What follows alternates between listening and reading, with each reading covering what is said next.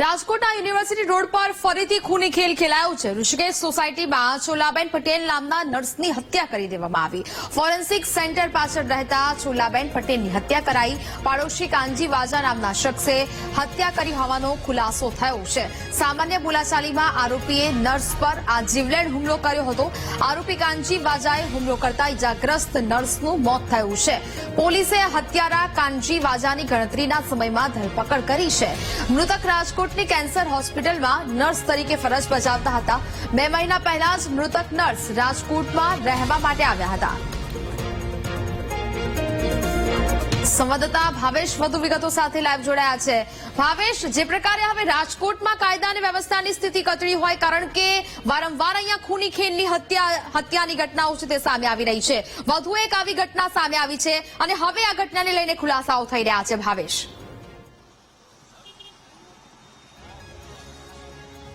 ચોક્કસથી જે પ્રમાણે રંગીલા રાજકોટમાં ફરી રાજકોટ છે તે રંજીત થયું હોય તે પ્રકારની ઘટના છે તે સામે આવી છે। ગઈકાલે મોડી રાત્રે યુનિવર્સિટી રોડ ઉપર આવેલા ઋષિકેશ નગરમાં એક નર્સ તરીકે ફરજ બજાવતી મહિલાની છે તે હત્યા કરવામાં આવી હતી। આ જે નર્સ છે તે રાજકોટની કેન્સર હોસ્પિટલમાં ફરજ બજાવતી હતી। ચોલાબેન પટેલ નામની આ જે મહિલા નર્સ છે 2 મહિના પહેલા જે તે અમદાવાદથી રાજકોટ માટે આવી હતી અને રાજકોટમાં ભાડે રહેતી હતી। ત્યારે ગઈકાલે મોડી રાત્રે કાનજી વાંઝા નામના શખ્સ સાથે બોલાચાલી થઈ હતી। સામાન્ય બોલાચાલી થઈ હતી, જેમાં કાનજી વાંઝા નામનો શખ્સ છે તેના દ્વારા મહિલા ઉપર હુમલો કરવામાં આવ્યો હતો। હુમલામાં મહિલા છે તે ગંભીર રૂપે ઘવાઈ હતી અને તેને તાત્કાલિક હોસ્પિટલ ખાતે ખસેડવામાં આવી હતી, પરંતુ મહિલાને વધુ સારવાર મળે તે પહેલા જ તેનું મોત થયું છે। એટલે કે આ નર્સ છે તેનું મોત થતા ક્યાંક ને ક્યાંક ફરી સવાલો છે તે ઉભા થઈ રહ્યા છે।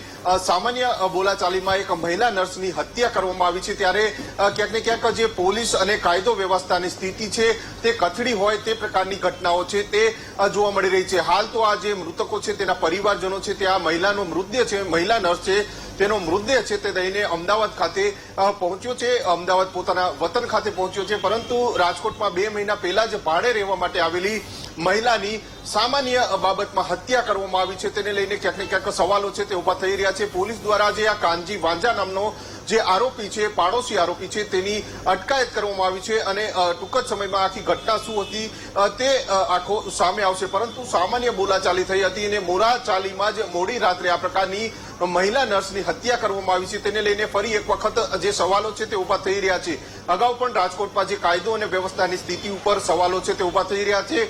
અસામાજિક તત્વો છે તે પણ બેફામ બન્યા હતા અને આ પ્રકારની હત્યાની બનાવો છે, હત્યાના ઘટનાઓ છે તે સામે આવી ચૂકી છે। એવામાં ફરી એક વખત નર્સની છે તે હત્યા કરવામાં આવી છે, સામાન્ય બોલાચાલીમાં હત્યા કરવામાં આવી છે, તેને લઈને હવે પોલીસ દ્વારા કયા પ્રકારની કાર્યવાહી કરશે તે પણ જોવાનું રહેશે। જી બિલકુલ ભાવેશ, વિગતો સાથે જોડાયા તે બદલ આપનો આભાર। એટલે કે કહી શકાય કે હવે રાજકોટમાં એક બાદ એક આવી ખૂની ખેલની હત્યા છે તે સામે આવી રહી છે।